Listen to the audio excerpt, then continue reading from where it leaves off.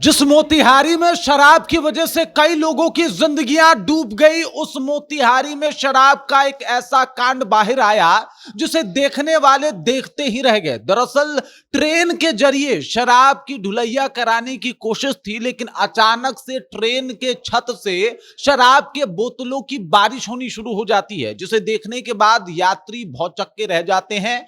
कुछ लोग वीडियो बनाना शुरू करते हैं तो कुछ लोग जो है वो ये देख के हंसना शुरू करते हैं कि देख लीजिए साहब, यही है बिहार में दारूबंदी। अब शराब जो है वो दिल्ली से लाया जा रहा था और वो जो ट्रेन है उसके छत के कंपार्टमेंट में जो जगह होती है उसमें छुपा के इसकी डिलीवरी करने की तैयारी थी। लेकिन इसी बीच ट्रेन के छत से शराब की बोतलें जो है वो लगातार टपकनी शुरू होती है, गिरनी शुरू होती है, जिसे देखने के बाद सब लोग दंग हो जाते हैं। जब पूरी कहानी आपको सुनाऊंगा तो आप भी हिल जाएंगे, कहेंगे कि साहब बताइए क्या दारूबंदी है। और खासकर ये दारू वहां बाहर निकलता है जहां मोतिहारी में पहले से ही दारू को लेके इस तरीके का मातम पसरा हुआ है कि पूछिए मत। चलिए पूरी कहानी क्या है इसको समझते हैं, जानते हैं, लेकिन उससे पहले मेरा परिचय जान लीजिए। मेरा नाम है रजत और आप जनता जंक्शन देख रहे हैं। आपको बता दूं कि बिहार में शराब तस्करी के नए नए कहीं ना कहीं एक तस्वीरें जो है वो बाहर आती है, और ऐसी ही तस्वीर मोतिहारी रेलवे स्टेशन पे बाहर आई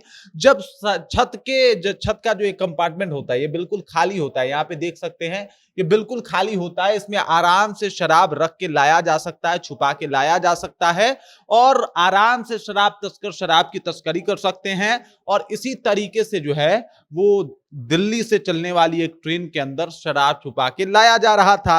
अब शराब छुपा के लाया जा रहा था तब तक अचानक से छत से ही शराब टपकनी शुरू हो जाती है।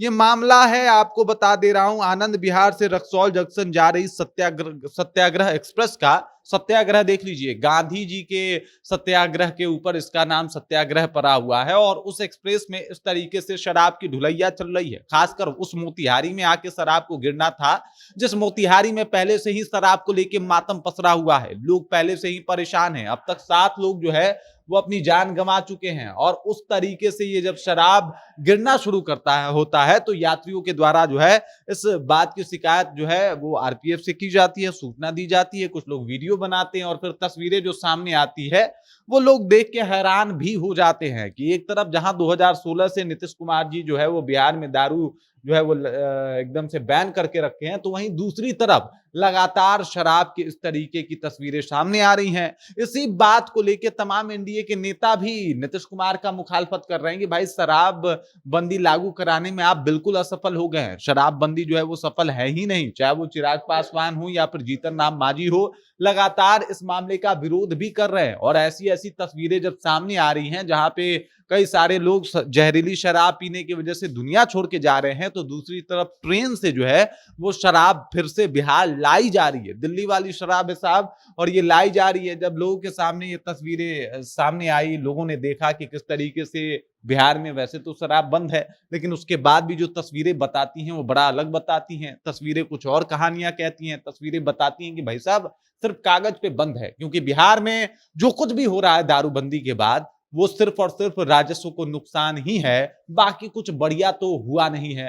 राजस्व को बहुत सारा घाटा दे चुके हैं नीतीश कुमार अब तक दारूबंदी से, बाकी आराम से दारू आता है। और ये दारू ढुलाई करने वाले लोग बिल्कुल इस बात की फिक्र नहीं करते कि बिहार में दारू बंद है, बिहार में किस तरीके से माहौल खराब है। लोगों को लगा कि चलो भाई साहब अभी जो है वो देशी शराब जहरीली हो रही है तो हम दिल्ली वाला शराब लेके जाएंगे, सिल पैक्ड बोतल, इस पे लोगों को भरोसा होगा। तो ये तमाम तस्वीरें बहुत कुछ बयां कर रही है, और ये तस्वीरें पुलिस के साथ साथ दारू बंदी का क्या असली चेहरा है उसको भी दुनिया के सामने उजागर कर रही है। बाकी इस खबर, इस जानकारी को लेकर आप क्या सोचते हैं, आपके जहन में क्या कुछ चल रहा है, कमेंट कीजिए, अपना विचार हम तक पहुंचा दीजिए। बाकी आप देख रहे हैं जनता जंक्शन और मेरा नाम रजत है।